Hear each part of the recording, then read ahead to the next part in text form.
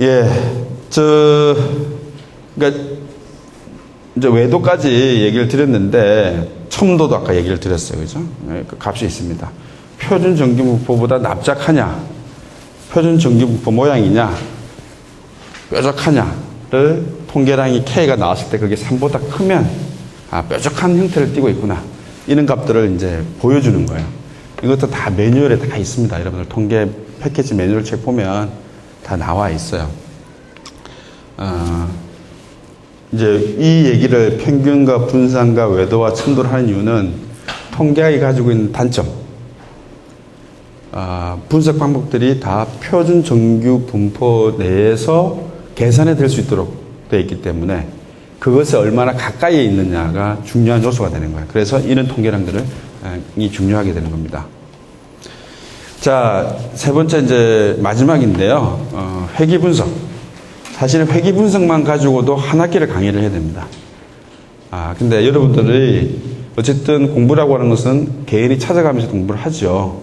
그러면 그때 어떤 식으로 이 회귀 분석을 이해할까? 회귀 분석을 제가 세 번째 꼭지로 만든 이유는 가장 대표적인 분석 방법이에요. 그리고 가장 정확하게 말하면 강력한 이 계량 분석 중에서 지금까지 발견된 분석 방법 중에서 가장 강력하고 완벽한 모형이라고 얘기를 합니다. 하지만 그 완벽을 유지하려면 맨 마지막에 적혀 있는데 5개의 기본 가정을 만족해야 돼요. 그런데 실제 그 가정을 만족하는 게 쉽지 않습니다. 그래서 회귀 분석을 변형시킨, 보완하는 분석 방법들이 계속 파생적으로 나온 겁니다. 자, 회귀 분석을 이해를 하기 위해서는 회귀 분석이란 말이 이런 말이에요. 한번 읽어보시고요. 이 갈튼이라고 하는 사람이 이렇게 얘기를 했어요. 비록 키가 큰 부모의 아이들이 크고 키가 작은 부모들의 아이들이 작은 경향이 있지만, 그죠? 일정한 키의 부모들에게 태어난 아이들의 평균 신장은 전체적으로 전체 인구의 평균 신장을 향해 움직이거나 회귀하는 경향이 있다.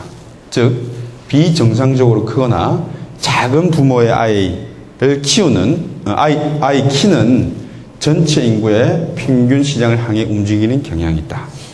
자, 키 큰 부모 두 분이 결혼을 하면 키 큰 아이가 나오겠죠. 나올 거라고 예상을 하죠. 키가 작은 부모에서는 키가 작을 거라고 가정을 하죠. 그러면 계속 키 큰 부모끼리 계속 나온 자녀가 또 키 큰 배우자를 만나면 또 키 큰 애가 나오면 어떻게 될까요? 키가 아마 3m, 4m, 5m까지 또 갈 수 있겠지요. 근데 그렇지 않다는 거예요. 그 키라고 하는 것은, 집단의 특성이라는 것은 전체 집단, 모집단의 평균을 향해서 가려는 경향이 있다는 거예요. 자, 우리가 주택 가격이 오르고 내리고 오르고 내리고 합니다. 그죠? 마냥 오르지만은 않아요. 그죠? 어딘가로 회귀를 하려는, 어딘가로 수렴하려는 경향이 있는 겁니다. 그걸 보고 이 회귀란 말이 만들어졌는데 거기서부터 출발한 모형이 회귀 분석입니다. 자, 보세요. 자, 이런 거예요. 여러분들은 이제 이 그림을 정말 잘 이해를 하십시오. 데이터를 이해하는 가장 기본적인 방식입니다. 아버지의 키가 160인 경우가 있고요. 175, 65, 70, 75 뭐 이렇게 있다고 쳐요. 아버지 키가 160인 경우에서 태어난 아들의 키는 조사를 해봤더니 160 한 8 정도 되는 사람도 있고, 그죠? 167, 165, 뭐 160보다 작은 뭐 아이도 있는 거예요. 그렇겠죠? 아빠 제 키가 170이라고 해서 애 키하고 또 제 친구 키가 170이라서 그 애 키가 조금씩 다르겠죠, 그죠? 근데 그것의 평균을 내려보니까 요 값이 나왔어요. 여기 동그라미 안에 X표 있는 값이 나왔어요. 165, 신장이 165인 신장의 아버지 밑에서 태어난 아들의 키를 재어보니까 또 요런 값들이 있더라는 거예요. 그런 값들의 평균을 따져보니까 요 값이 됐어요. 170, 175 똑같이 이렇게 됐어요. 그러면 이거 보세요. 175에서 제일 작게 나온 애가 키가 요만큼이죠. 165에서 제일 크게 나온 애의 학생 요만큼이에요. 그럼 이거 어떻게 돼요? 이 경우만 가지고 보면 키가 작은 아버지 밑에서 키가 큰 아버지 밑에 나온 아들의 키보다 큰 경우가 나오죠. 나옵니다. 그죠? 네. 하지만 그 값은 이쪽으로 회귀하려는 경향을 가지고 있다는 거예요. 이 평균치로 가까이 가려는 거예요. 이 평균치를 연결을 하니까 어떻게 됩니까? 요런 직선이 되죠. 요걸 가지고 어떻게 합니까? 이렇게 얘기하죠. 부모의 아버지의 키가 크면 클수록 아들의 키도 크다라고 우리는 추론을 하는 거예요. 이해되셨나요? 근데 실제는 어때요? 누가 이렇게 주장을 합니다. 아닙니다. 우리 아버지 키는 165인데 제 아버지 키 181보다 내가 더 커요. 165의 키는 170을 넘었어요. 175의 어떤 아이는 걔보다 작아요. 근데 이건 대표치가 아니죠. 그래서 평균을 내서 이 하나를 비교하는 게 아니라 이 평균을 비교한 선을 이었더니 이러한 오른쪽으로 증가하는 방향이 나왔어요. 이게 회귀식입니다. 그러면 이 기울기가 오른쪽으로 올라가면 어떻게 우리는 예측을 합니까? 아버지의 키가 크면 A의 키도 클 것이다. 자, 여기다가 주택담보대출금리를 넣어볼게요. 대출금리가 3%일 때에 주택 가격들의 움직임들이 있었을 거예요. 4%일 때 가격 움직임이 있었을 거예요. 어떤 사업만 보면 키처럼 대출금리가 낮을 때 집값이 더 떨어지는 경우도 있었을 거예요. 그죠? 증가율로 하게 되면. 근데 그것들의 표본들을 평균치를 계산 연결해 보니까 요런 값이 나왔어요. 그러니까 이제 대출금리는 아마 제대로 분석하면 이렇게 요런 방향, 우하향하는 게 나올 겁니다. 금리가 높아질수록 주택 가격은 떨어진다라고 우리는 추론을 하는 거예요. 그죠? 여기서 어떤 개념이 나옵니까? 이 평균이 나오죠. 그리고 이 160이라고 하는 주어진 아버지의 신장 하에서 표준 편차가 나옵니다. 퍼짐의 정도가 나옵니다. 여기는 그림을 이쁘게 그리느라고 이 표준 편차가 비슷하죠. 그죠? 근데 175인 경우에는 이쪽은 적고 이쪽으로 더 높게 나올 가능성이 있어요. 실제로는. 그런 식으로 분포가 다르다는 겁니다. 이게 회귀식이에요. 여기 나와 있네. 시장금리와 주택가격 이렇게 그림이 나오게 됩니다. 그럼 여러분들은 뭘 하는 거냐면 이 기울기를 찾아내는 거예요. 회귀 분석이라고 하는 것은. 그러면 이렇게 한번 볼게요. 이게 핵심적인 내용입니다. 시장금리가 있고 주택가격이 있는데 여러분들이 자료를 조사를 해봤더니 이렇게 돼 있어요. 이렇게 돼 있어요. 그러면 여러분들 패키지에 딱 명령을 주면 이 자료 두 개를 집어넣어 명령을 딱 두면 회귀 함수식이 딱 나와요. 그러면 예상컨대 SPSS라는 패키지 프로그램은 회귀식을 아까 엑셀 질문하셨죠? 엑셀에서 그래프 그려놓고 오른쪽 옵션 딱 눌러서 추세선 딱 하면 회귀식이 딱 나와요. 그러면 이것을 가장 잘 설명하는 선 이런 형태가 나올 겁니다. 근데 어떤 경우에는 이러한 그래프가 나올 수가 있어요. 이건 뭔가요? X 값이 아무리 변해도 Y 값은 변하지 않죠. 즉 영향을 주지 않는다고 얘기하는 거예요.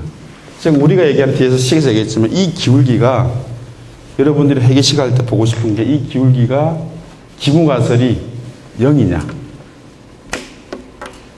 그래서 기무가설이 0을 기각을 할 확률을 찾는 거예요. 기각을 했다는 얘기 뭡니까?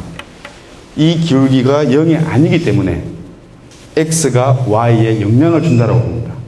플러스 방향으로 영향을 주냐, 마이너스 방향으로 영향을 주냐. 그거 발견하는 거예요, 회귀 분석. 조금 더 볼게요. 회귀 분석이 왜 사람들이 헷갈리냐면 이거랑 헷갈려요. 통계적인 관계를 보는 거예요. 그래서 여러분들 읽다 보면 이런 거죠. 기무가설을 참이다라고 얘기하고 기무가설을 통계적으로 뭐 기각할 수 없다. 뭐 이런 식으로 말이 좀 애매하게 적혀 있습니다. 왜? 통계적 관계이기 때문에. 참을 얘기하는 게 아니에요. 자, 보세요. 뉴턴의 이게 뭐죠? 만유인력의 법칙 아니에요? 뉴턴이 만들어낸 아주 유명한 식이죠. 이 식하고 회기식하고 뭐가 다르냐? 이거는 확정적인 관계입니다. 확정이 아니고 확정적인 관계입니다. 즉, M1과 M2의 질량 곱하기를 뭐로 나누죠? 두 개의 거리의 제곱으로 나누고 특정한 상수값을 곱해주면 그것이 F라고 하는 값이 튀어나오는 거죠. 이거는 통계적인 문제가 아니에요. 2 더하기 2는 3. 죄송합니다. 이런 실수를. 가끔 이런 게 안 되더라고요. 2 더하기 2는 4. 2 더하기 3은 5. 이거는 뭡니까? 그냥 집어넣어 놓은 값이죠. 근데 앞에 그림을 보면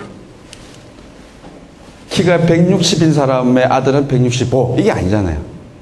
키가 175인 아버지의 아들은 130. 이게 아니잖아요. 키가 175인 아버지 밑에서 나온 아들의 키는 평균적으로 요만큼일 것이라고 추론하는 겁니다. 키가 170인 아버지에서 나올 애는 키가 이만큼이라는 게 아니라 이만큼이 평균일 것이다. 이것입니다. 그래서 그 회기식은 이 기울기가 평균적으로 이제 이런 평균을 연결한 선이 회기식이에요. 회기식인데 이 기울기가 의미 있는 선이냐? 의미가 없는 선이라는 건 뭡니까? 이렇게 수평을 이루고 있을 때 의미가 없죠. x가 아무리 변해도 y 값은 안 변하니까. 그 기무가설 기울기가 0이냐? 혹시 수업을 먼저 들어보신 분들 뒤에 나오겠습니다만은 y는 알파 플러스 베타 1의 x1.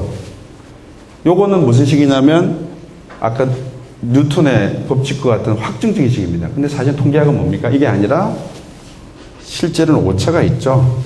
키가 170인 사람의 키는 175라는 얘기가 아니고 이 함수에서 나오는 게 아니라 평균적으로 키가 170인 사람들의 부모들을 그러니까 뒤에서 다시 설명을 할게요. 요거만 먼저 설명할게요. 이 베타 1이 0.001이 나왔어요. 그 기울기가 0.001이라는 얘기거든요. 그럼 이 값이 0이야? 그럼 기문과설이에요. 이것을 0이라고 우리가 봐야 돼? 이거를 지각을 하면 이건 0이 아니라고 보는 거예요. 즉 x가 y에 통계적으로 유의미하게 영향을 주고 있다고 보는 거고 x가 0이라고 하는 기문과설을 채택을 해버리면 기각하는 게 아니라 채택을 해버리면 어떻게 됩니까? 0.01은 0이라고 봐야 돼. 그러니까 x는 y에 영향을 주지 않아. 통계적으로. 이렇게 해석하는 거예요. 요 식을 시장금리, 주택가격이란 변수를 데이터를 놓고 회계에 돌리면 y는 뭐 7 플러스 3.1 곱하기 x 이런 회계식이 나온다고. 그죠? 그때 이 개수값의 의미가 뭐냐? 방금 설명드린 이제 그런 의미로 이해하시면 됩니다. 뒤에서 조금만 더 설명을 드릴게요. 그래서 이런 함수적인 관계가 아니고 회계분석은 통계적 의존성에 있다는 겁니다. 통계적으로 그럴 것이다. 그래서 통계값이 나온 게 정답은 아니에요. 잘못된 값을 넣으면 잘못된 값이 나오게 됩니다. 자, 그래서 패키지는 막 아무 자료 집어넣으면 다 분석해냅니다. 자, x 독립변수 값을 뭘 넣느냐? 예를 들면 이런 거예요. 우리 우스갯소리로 여자의 치마의 길이, 네? y 값은 경기 이렇게 넣었어요. 그랬더니 회계식이 딱 의미 있게 나왔어요. 치마의 길이가 짧아지면 짧아질수록 경기는 불황이다. 그 데이터 넣으면 그렇게 나왔어요. 네? 근데 이 개수값이 유의미해. 네? 0이라고 볼 수가 없어요. 근데 그게 이론적으로 뭐가 있나요? 그죠? 네. 물론 이제 해석하기 위해서 뭐 여러 가지 사회 현상적인 얘기, 사회적인 해석들은 하지만 이론적인 베이스는 없는 거예요. 그래서 아무 자료를 넣었다고. 예를 들면 누군가가 나타나서 뭐를 할까요? 우리 학생들, 사이버대학교 학생들의 나이와 주택 가격의 변화, 뭐 이렇게 했어요. 근데 그게 통계적으로 유명하게 나왔다고 해서 그게 해석이 가능한 건가요? 해석이 가능하지 않으면 그 분석은 의미가 없는 거예요. 그죠? 그래서 통계 분석은, 그래서 제가 아까 통계 패키지 돌리는 거는 사실은 기술적인 거예요. 차 운전하는 거랑 같은 거예요. 조금만 연수받으면 할 수 있는 거예요. 내가 그 식을 쓸 수는 없지만 운전을 할 수는 있어요. 근데 전혀 엉뚱한 값을 넣거나 엉뚱한 이론도 없는, 그죠? 내가 했으니까 이렇게 될 거야 라는 주장은 기본적으로 이론적인 베이스를 가지고 있어야 됩니다. 그래서 이론적 고려가 먼저 있어야 됩니다.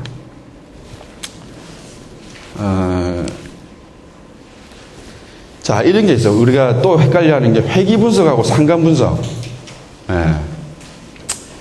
회귀 분석은 다른 변수들의 값이 고정되어 있을 때 한 변수의 평균값을 추정 또는 예측하는 거고, 참 말이 어렵죠.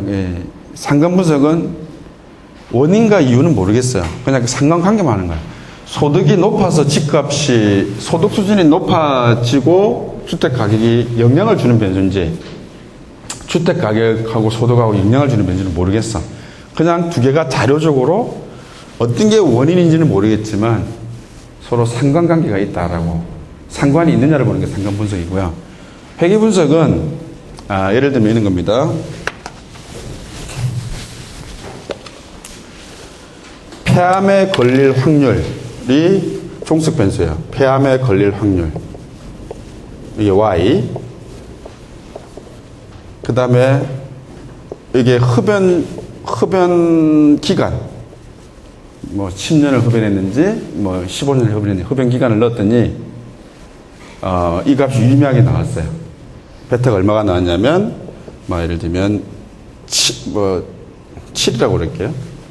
그러니까 흡연 기간이 1년 늘어나면 늘어날수록 폐암에 걸릴 확률은 요만큼 값씩 늘어난다. 이렇게 이제 해석을 하는 거예요. 기울기가. 네? 그런데 이건 하나잖아요. 근데 여기다가 변수를 하나 더 넣어요. 다중회귀 분석.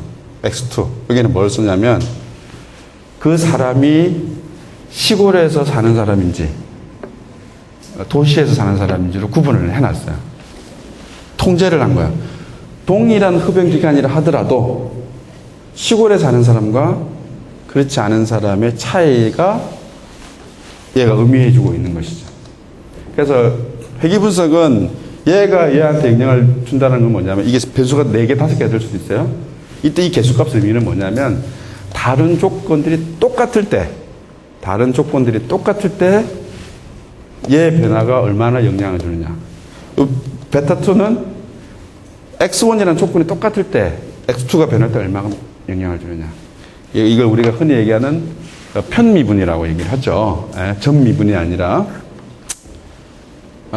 상관분석은 그냥 두 개 그냥 관계만 보는 거야. 이유는 모르겠는데, 실제 원인이 될 수도 있지만, 단순히 두 변수의 확률적으로 관계가 있느냐. 아까 예를 들면 치마 길이하고 경계하고, 그렇죠? 그래서 상관관계가 있게 나왔어요. 근데 그게 진짜 원인이 되는 변수인지는 상관분석으로는 얘기할 수 없는 거예요. 그렇게 이해하시면 됩니다. 자, 보시면 종속 변수와 같은 말이 설명된 변수, 예측된 변수, 피회귀 변수, 반응 변수, 내생 변수, 결과 변수, 결과 통제된 변수, 뭐 이렇게들 이제 말이 나옵니다. 이제 표현의 방식이죠. 자극 변수. 이런 자극을 줄 때 반응을 하느냐. 큰 의미에서는 종속 변수와 독립 변수 범위 내에서 이렇게들 이제 해석을 하게 되는 통제 변수, 통제된 변수, 이런 말들을 참고를 하시길 바라겠습니다. 그 다음에 회귀 분석을 조금 더 뒤에 나오긴 할 텐데, 자료를 제가 중요하다고 얘기를 했습니다. 시계열 자료냐, 횡단면 자료냐. 자, 예를 들면 한 변수가 여러 시점에 취할 수 있는 값, 예를 들면 주식 가격, 주택 가격 지수, 실업률, 월간 주택 가격 지수, 이런 시간에 따라서 자료가 축적이 되어 있는, 그죠? 이걸 시계열 자료라고 얘기를 합니다. 횡단면 자료는 일정한 시점, 2010년 인구 주택 총조사, 2010년 시점에 모든 사람들 조사를 한 거죠. 그죠? 이게 횡단면 자료입니다. 이런 횡단면 자료가 또 대표적인 게 설문조사죠. 7월 1일부터 7월 10일 동안 명동에 가서 조사를 했다. 그 기간 동안에 조사한 횡단면 자료입니다. 오늘 조사하고 내일 조사하고 계속 며칠 동안 조사했다. 시계열적인 자료가 되겠죠. 두 개가 합쳐져 있으면 그걸 패널 자료라고 얘기를 합니다. 한국 노동 패널 같으면 1990년에 조사를 하고 그 사람을 똑같이 1995년에 또 조사를 하고 그 사람을 똑같이 그래서 추적해 나가는 거야. 횡단면 자료와 시계열 자료. 그게 이제 가장 많은 정보를 담고 있는 자료입니다. 시계열 자료는 어떤 특성을 가지고 있느냐? 이게 이제 좀 복잡해진 얘기인데, 시간이 영향을 줘요. 그죠? 시간이란, 물가는 계속, 물가의 가격은, 예를 들면 짜장면의 가격은 계속 올라왔죠. 시간에 의해서. 근데 시간이 뭔가 영향을 준다라는 것을 제어를 하지 않으면, 그 영향을 고려하지 않으면 회계분석이 이상한 모양이 나오기 때문에 그걸 보통 이제 타임 시리즈 리그레션이라고 얘기를 합니다. 거기에 대한 그걸 조정한 분석 방법도 할 수 있고요. 횡단면 자료는, 그러니까 시계열 자료는 어떤 관계가 있냐면 X1과 X2, 독립변수 두 개가 서로 독립적이어야 돼요. 분석을 할 때. 근데 X1과 X2는 서로 이론적으로 아무 관계가 없는데 시간이 올라가면 갈수록 두 개가 증가하는 그런 값이기 때문에 X1과 X2가 굉장히 상관관계가 높게 나와요. 이론적으로 상관관계가 있을 수는 없는데 그런 시간적인 그걸 이제 우리가 차기 상관이라고 얘기를 합니다. 여러분들 나중에 회계분석 하다 보면 두 변수 간의 독립적이냐 차기 상관관계냐 이런 것들을 보게 됩니다. 횡단면 자료는 어떤 게 있냐면 이분산성이라고 해가지고 분산의 정도가 상당히 많이 달라요. 퍼짐의 정도가. 이제 그런 차이는 이 자료가 가지고 있는 형태 때문에 생길 수가 있어요. 그래서 여러분들 쉽게 쓰는 방법은 이런 이제 SPSS도 시계열 자료 분석을 할 수는 있는데 조금 더 파워풀한 걸 하려면 이제 이비주나 가우스 같은 걸 써야 되고 이비주도 조금만 스타디하면 할 수 있어요. 우리 제 학생들도 다 합니다. 조금만 가르쳐 드리면 횡단면 자료는 이제 SPSS로 보통 분석을 많이 한다. 이렇게만 일단 알고 계시고 어떤 패키지를 쓸지는 그때 자료를 가지고 판단을 하시면 됩니다. 패널 자료, 그 다음에 풀 데이터, 뭐 이렇게 표현들을 합니다. 보시길 바라고요. 그래서 아까 이제, 제가 아까 좀 용기를 드리고 싶어 하는데, 계속 얘기하다 보니까 여러분들이 이제, 점점 이제, 이게 함정에 빠지는 느낌. 예, 들죠? 네, 써놨습니다. 분석 모형을 직접 손으로 할 필요도 없고, 컴퓨터 패키지 프로그램을 이용해서 분석하면 됩니다. 회계 분석을 구성하는 행렬식, 우리가 지끈지끈한 행렬식 대수학, 기하학에 반드시 정통해야 할 필요가 없습니다.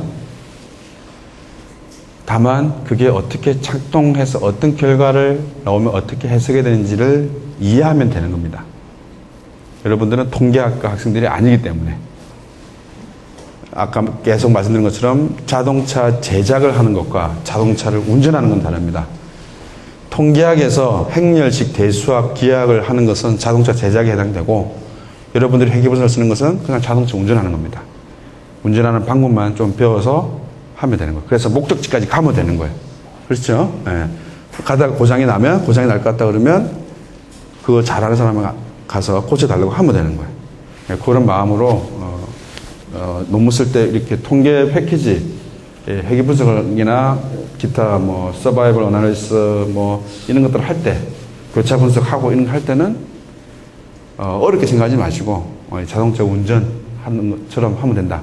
그러면 다른 사람 해놓은 거 구경해도 되고 아니면 잘 아시는 교수님이나 친구한테 가서 야 이거 좀 돌려줘 이렇게 해도 돼요. 그렇죠? 예. 아르바이트 고용해가지고 해도 됩니다. 근데 전문적인 지식이 없기 때문에 이 데이터가 제대로 들어간 데이터인지는 몰라요. 그래서 본인이 하는 거예요. 그 작업이 제일 중요하다는 거예요. 돌려주기는 누구라도 돌려줄 수 있어. 그렇죠? 해석을 못하고 그 다음 또 작업을 하면 또 돌려달라고 해야 되는데 백날 돌려야 비슷한 결과가 나옵니다. 그래서 그까지 가기 전까지를 이해하시면 돼요. 뭐 저랑 이제 인연이 생겼으니까 뭐 혹시 저한테 연락을 하셔가지고 이거 돌려야 되는데 이게 제대로 해석되는 게 맞나요? 이메일로 주셔도 좋고. 그런 식으로 해결해 나가면 됩니다. 다만 이제 와이프한테는 물어보지 마세요. 자동차 와이프한테 알려주면 욕만 먹더라고요. 어찌됐든 충분히 학교에는 이것들을 도와드릴 분들이 있고 또 매뉴얼이라는 게 있고 PC에서는 그거를 실제 어떻게 돌려서 어떻게 나오는지를 한 사례들, 블로그, 카페들 다 있기 때문에 여러분들이 하고자 하는 목적이 분명하면 충분히 해결해 나갈 수 있습니다. 그렇게 얘기하시면 되겠고. 그래서 분석 방법, 이제 그런 거죠. 분석 방법을 뭘 써야 될지가 이제 막 헷갈리는 거예요. 그죠? 예. 뭐 말을 많이 들었어요. 뭐 회귀 분석, 로직 분석, 프로벳 분석, 다범주, 로지스틱, 카이스퀘어 검정, 아노바, 뭐 이렇게 숱한 말들이 있어요. 그죠? 예. 그걸 정리를 하면 이렇게 정리가 돼요. 그럼 이렇게 정리를 한다고 해서 여러분이 다 이해를 하느냐? 분류 변수와 연속 변수로 독립 변수를 구분해 볼 수 있고, 종속 변수를 다분 변수, 이분 변수, 연속 변수. 말도 어려워요. 저도 잘 모르겠어요. 네? 책을 봐야 알겠어. 분류 변수, 다분 변수일 땐 카이스퀘어, 로그, 리니어 변수. 연속 변수인데 이분 변수면서 이런 범주에는 다범주, 로지, 프로빗, 판별 분석. 이럴 때는 회귀 분석, 경로 분석, 구조 방정식. 이거 어렵다. 그죠? 네. 전혀 외울 필요 없습니다. 외울 필요 없고, 그 꼭지에 대한 예들만 보시고 내가 구성하고 있는 자료, 내가 보고자 하는 방향을 보면 거기에 맞춰서 분석 방법을 선택하면 됩니다. 이 방법 중에서 가장 파워풀한 게 뭐라고요? 회귀 분석이라는 거예요. 여기에서 대부분이 파생이 됐어요. 네, 그렇게 이해하시면 됩니다. 통계 분석 방법은 가급적 적은 수의 변수를 이용해서 인과관계의 핵심을 간결하게 설명하는 데 있습니다. 통계도 그런 것처럼 아인슈타인이 E는 MC제곱. 야, 세상에 이렇게 간결한 식이 어디 있습니까? 근데 그것이 주는 의미는 엄청나죠. 우리가 독립 변수를 이것저것 다 집어넣으면 패키지가 돌려요. 돌리는데 설명력이 조금씩 더 높게 나와. 그래봐야 설명력이 높아지는 게 얼마 되지도 않고 해석은 복잡해져. 아까 어떻게 해석한다고 그랬어요? 설명 변수가 10개가 들어왔어요. 다른 모든 조건이 동일하다고 가정할 때 이 변수가 얼마에 영향을 미치느냐. 이런 걸 해석하는 거란 말이죠. 물론 이제 예측을 위해서, 예측력을 높이기 위해서 설명변수를 많이 넣을 수는 있어요. 목적에 따라서. 근데 내가 보고자 하는 것은 설명력을 높이고자 하는 목적보다 일정 정도 설명력이 확보되고 그 횟수값의 기울기가 아버지의 키가 크면 아들의 키가 커지는 건지 작아지는 건지 커지더라도 어느 정도 빠르게 커지는 건지 이것을 확인하고 싶은 거예요. 그래서 그 개수값의 유의도가 더 중요한 겁니다. 실제로는. 교수님, R스퀘어가 70.8이 나왔는데요. 너무 낮은 거 아닐까요? 아주 좋죠. 신이 알고 있는 세상을 인간이 예측하려고 하는데 70%로 내가 만든 자료로 70% 해석하고 있다는 것은 어떤 자료에서는 굉장히 설명이 좋은 것이고요. 그렇게 다른 겁니다. 다만, 그러면 방향성이 어떻게 되지? 이런 것들이 사실은 더 중요한 거다. 이렇게 생각합니다. 주택담보대출 금리가 올라가면 주택 가격이 내려간다. 개수값이 마이너스 나왔어. 그게 의미가 있어요. 다만 이것이 설명할 수 있는 부분들은 30%다. 설명도에. 설명도를 높이기 위해서는 다른 통제 변수를 더 집어넣는 방법도 있어요. 그렇다고 무작정 넣을 수도 없습니다.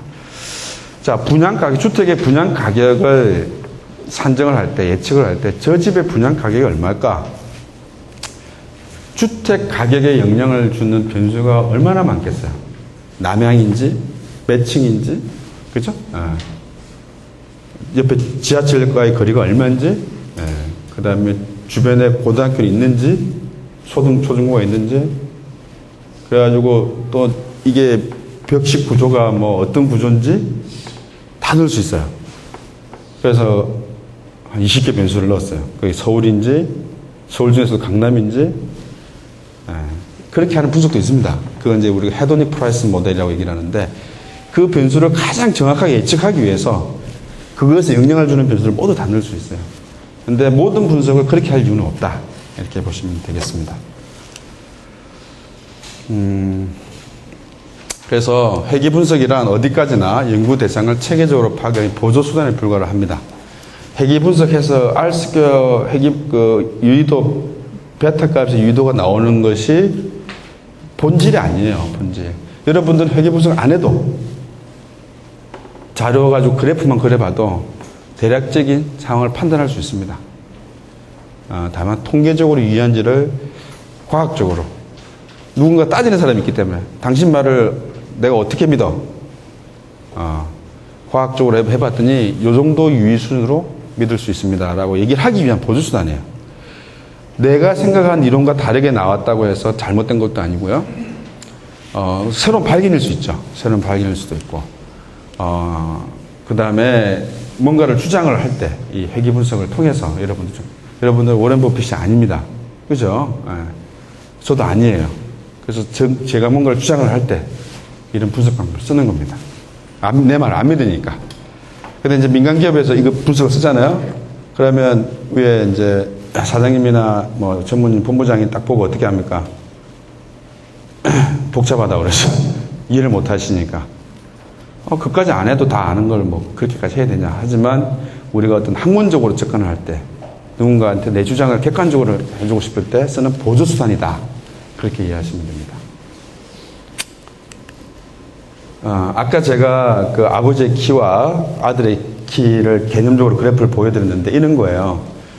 자, 여러분들의 관심이 가구의 소득이 증가할수록 소비 지출이 얼만큼 바뀔 것인지를 회계식을 도출하고 싶어요. 그러면 가구 소득이 80인 사람의 지출을 쭉 보니까 X가 80인 사람 쭉 보니까 어떤 사람은 한 달에 55만 원을 쓰고 어떤 사람은 60만 원을 쓰고 어떤 사람은 75만 원을 썼어요. 가구 소득이 140만 원인 사람들은 80만 원 쓰는 사람부터 115만 원. 아까 그거랑 같죠? 이것의 평균값을 계산하니까 이게 나오잖아요. 그죠? 이게 아까 키가 160인 아버지의 평균값인 것처럼 소득이 80인 사람들의 평균적인 가구 소비 지출 금액입니다. 요 기호를 한번 보세요. X가 주어진 조건 하에서 Y의 평균이에요. 이 평균값들을 연결하는 선을 만드는 게 회계식이에요. 그렇죠? 아까 요거를 다시 한번 보세요. 같은 겁니다. 개념적으로. 가구 소비, 지출. 그죠? 각 아버지 신장에 하에서 편차가 있잖아요. 그죠? 이 평균들. 이 평균, 동그라미 내에 X 있는 값. 이 값이 뭐냐면 이겁니다. 65라는 거. 개념적으로. 그죠? 그래서 계산을 했더니 가구 소득이 증가할수록 소비 지출이 늘어나는지를 보니까 평균만 봐도 어떻게 돼요? 아까 그 동그라미 X 있는 표를 이렇게 되는 거죠? 제가 그림을 그리면 가구 소득이 80인 사람들의 소비 지출은 55, 60, 65, 70, 75. 120인 사람들, 100인 사람에는 뭐 65 이렇게 돼요. 요 평균 값들. 요 값이 뭡니까? 65, 77, 89예요. 요거를 연결한 선이 회계식이랍니다. 그럼 이거를 연결하려면 수학을 해야 돼. X, 이걸 이제 읽을 줄 알아요. X가 80인, 가구 소득이 80인 사람의 평균적인 소비 지출은 expectation 얼마냐? 65. 아까 65였죠, 그죠? 이렇게 표현하는 겁니다. 그냥 Y는 뭐예요? Y는 그냥 Y의 평균은 X와 관계없이 이 값들을 다 더해가지고 나누기 개수만큼 해주면 평균이 나오죠. 그랬더니 얼마가 나오냐? 121.2가 나와요. 즉, 회계 분석은 참 재밌는 게 그냥 평균적인 소득값, 무조건적인 소비 지출의 평균은 121.2가 나왔지만 가구의 소득이 80인 사람들의 평균 소득은 65고 가구 소득이 260인 사람의 평균 소득 173이라는 정보가 나와요. 이 정보들을 연결을 해서 하나의 선을 만드는 겁니다. 그래서 그 선이 플러스 방향을 향하고 있느냐 마이너스 방향을 나오고 있느냐 또는 거의 0에 가까운 아무 관계가 없는 거냐 이것을 발견하는 게 회계 분석입니다.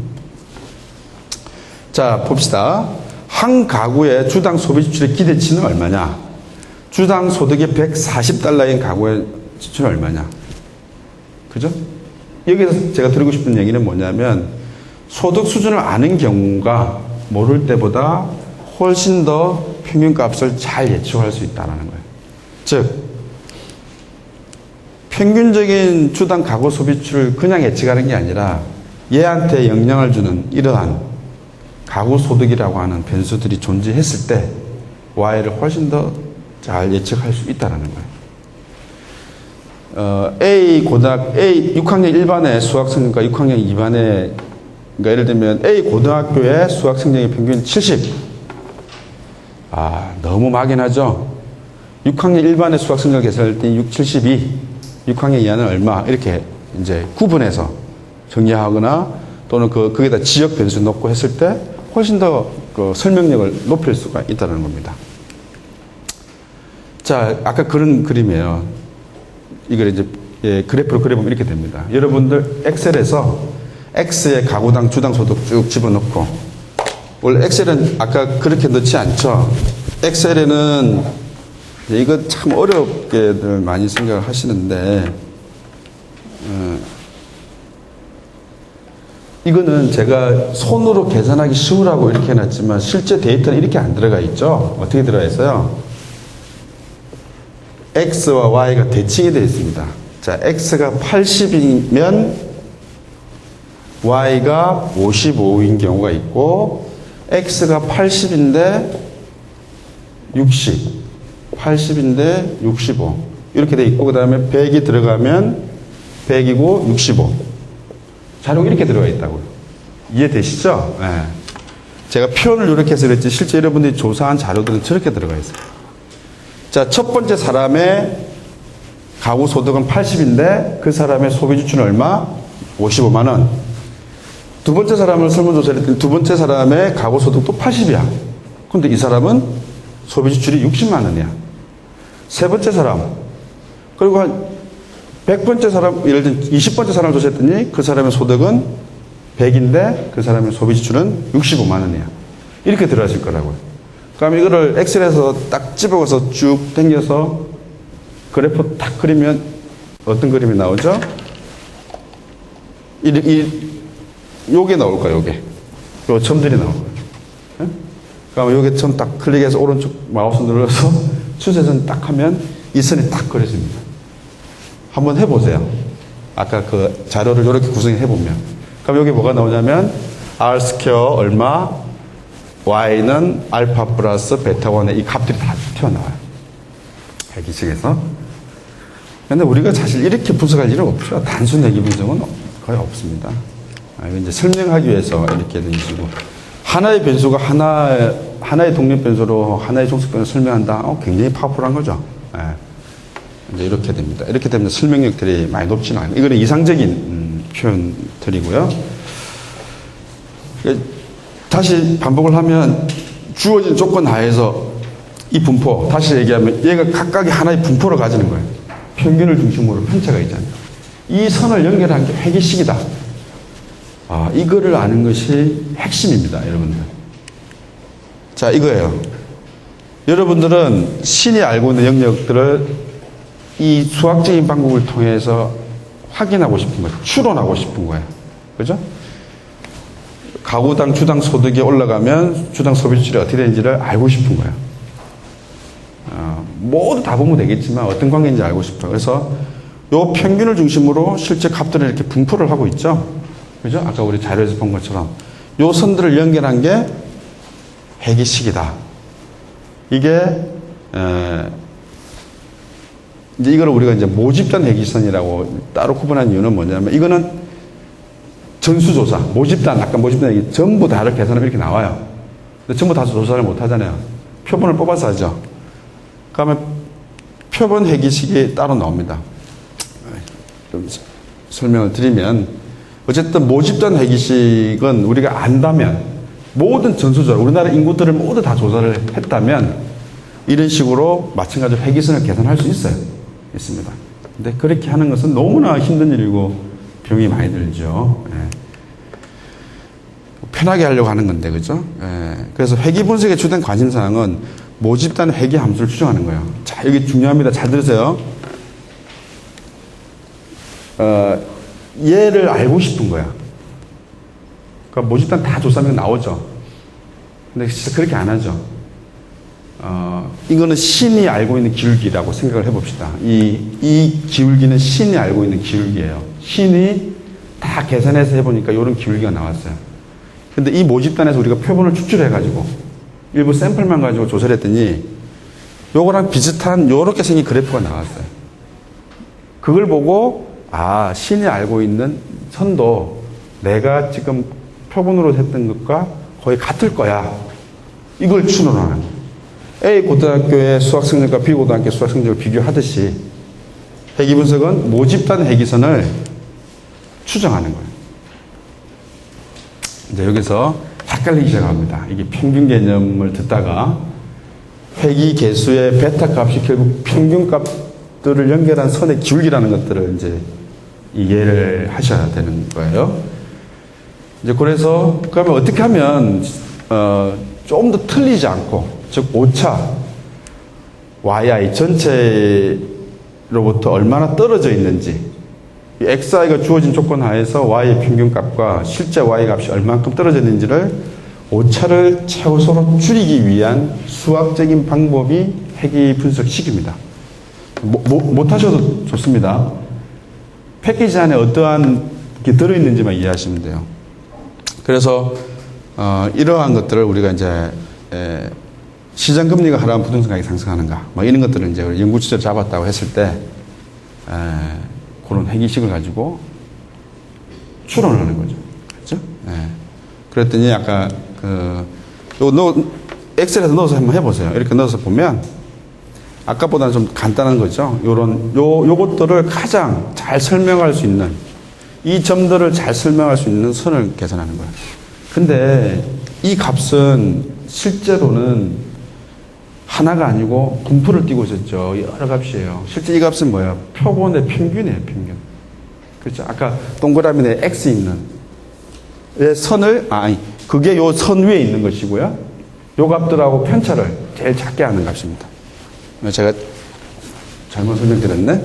그러니까 요 선이 동그라미의 X. 그러니까 요 값을 아까 모집단에서 이제 개념적으로 그렇게 설명드렸는데 실제 자료를 넣으면 이러한 회귀식이 나오게 되는 겁니다. 자, 한번 더 보시죠. 표본 회귀선이 이렇게 나오죠. 그러면 이게 엑셀에서 넣으면 이렇게 나와요. 상수 17.17. 요 선을 쭉 더 연결하면 요 값이 절편의 11.17이에요.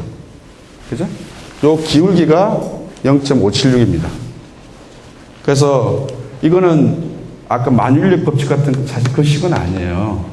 근데 여기서는 우리가 이제 예측을 하는 거죠. x가 160이면 160 곱하기 0.576 플러스 11.17 하면 y 값이 얼마가 나올 거야 라고 우리가 예측해 볼 수 있죠. 집값 상승 예측할 때, 경제 성장률 예측할 때, 그것은 이런 분석 모형을 통해서 앞으로 금리가 1% 오르면 집값이 얼마가 오를 거야, 이렇게 이제 예측하는 식이 되는 겁니다. 이게 회귀선입니다. 그래서 표본 회귀선, 아까 말씀드린 것처럼 결국 표본 회귀 함수를 가지고 모집단 회귀 함수 정합니다. 자, 복잡해집니다. 이렇게 이해하시면 돼요. 아까 모집단 그림에서 표본들을 뽑아내서 표본의 평균을 가지고 모집단을 추론하고 싶었죠. 회귀 분석은 뭡니까?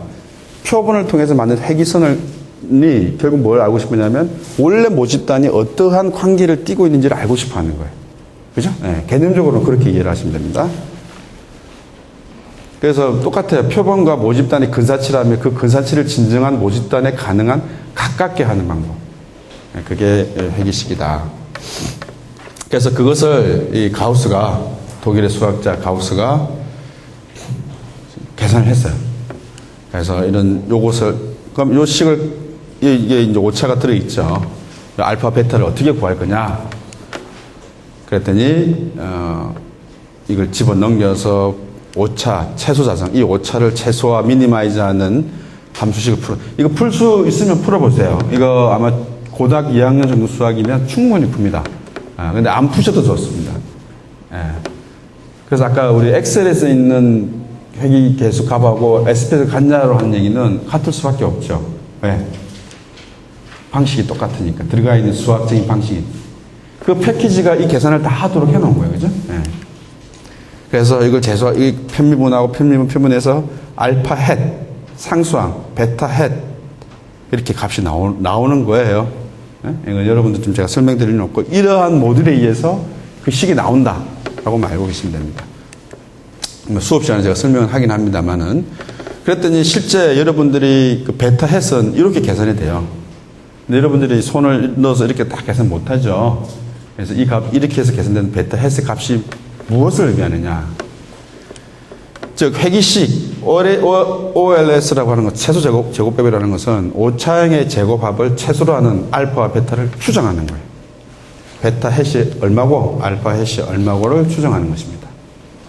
이렇게 계산이 된다는 정도만 이해하시면 되겠습니다.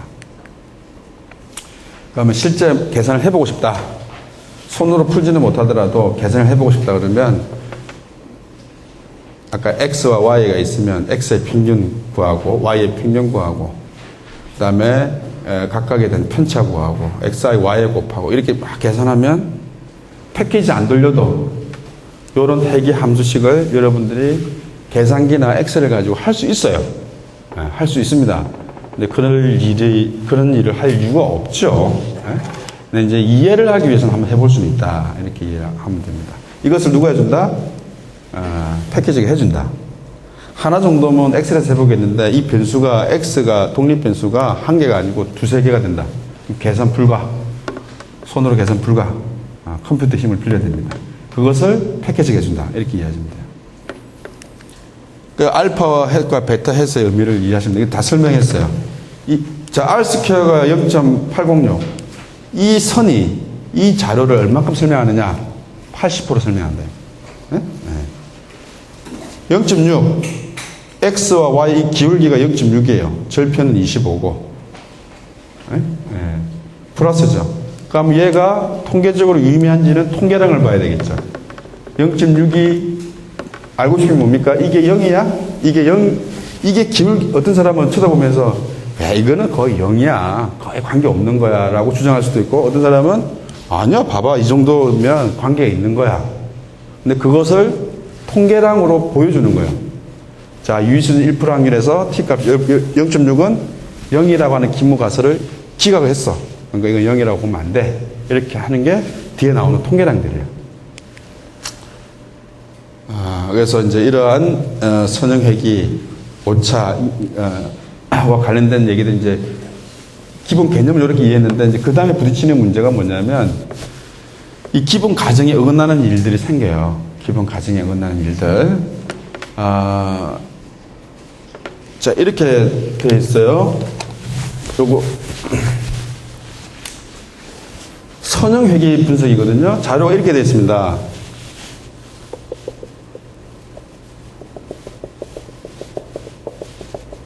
이렇게 되어 있어요. 이 집단 X와 Y의 관계를 제일 잘 설명하는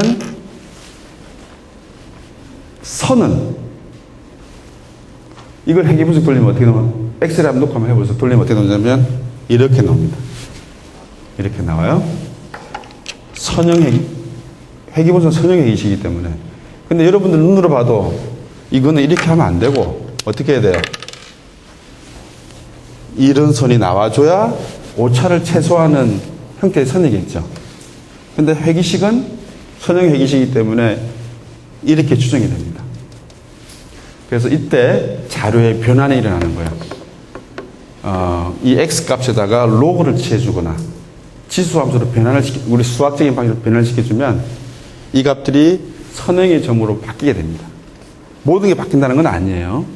네, 그런 식으로 자, 여러분들 이렇게 생긴 함수식 고등학교 때 뭡니까? y는 2의 x, y는 log x 이런 거죠.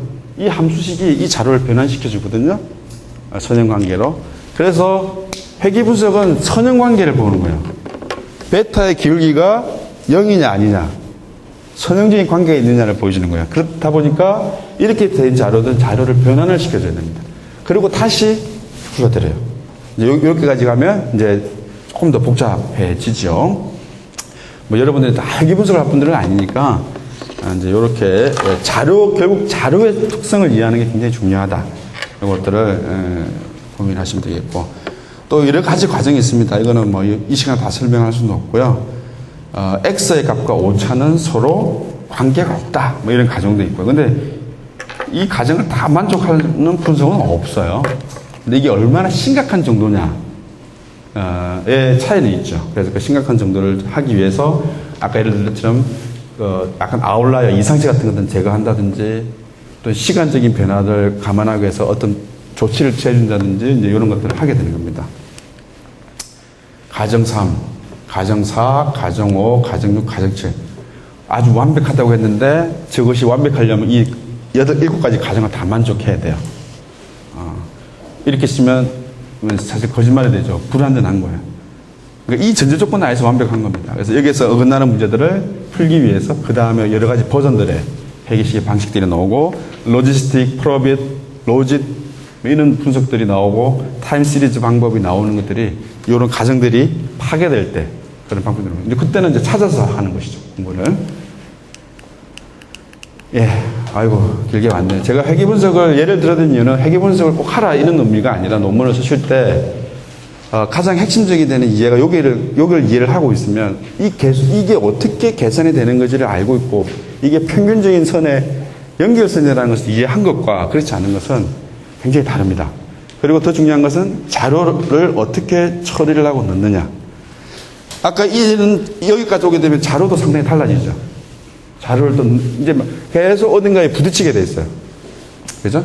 운전을 하다 보면 여러 가지 장애 요소가 나오죠. 그러니까 그걸 효과적으로 피해갈 수 있는 방법들은 누군가에 물어서, 그죠? 이런 방법들은 뭐 엔진 오일을 갈아들 시기도 있는 것이고, 이런 것들은, 해결해 나갈 수 있다라고 이해하시면 돼요. 해결해 나갈 수 없는 것은 거의 없다라고 보고 하시면 됩니다.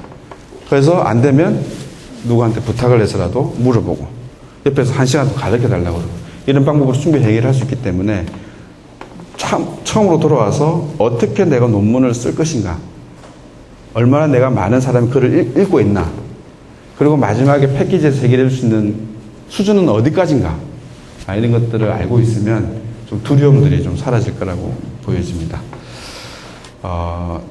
내 인생에 내가 책을 한 권 쓴다는 느낌으로 그런 기회를 가진다는 느낌을 해보시면 굉장히 많은 의미를 가지면서 논문을 쓸 수 있을 것이고, 힘든 과정이 있을 때마다 옆에 같이 쓰는 동기들이나 지도 교수님들을 통해서 서로 용기도 받고 이렇게 잘 헤쳐나가시면 아마 뿌듯한 그런 느낌을 제가 오늘 말씀드렸던 것들을 아마 궁극적으로 느끼게 되실 거다, 이렇게 말씀을 드릴 수 있을 것 같습니다. 그래서 여러분들이 하시는 졸업을 위해서 또 논문이라는 과정을 통해서 졸업을 하고자 하는 분들이 좀 그런 장애물들을 잘 해결해 나가기를 바라고요. 또 다른 자리에서 또 도움이 필요하다면 언제든지 연락 주시면 제가 친절하게 답변을 드리겠습니다. 예, 장시간 수고 많으셨습니다. 감사합니다.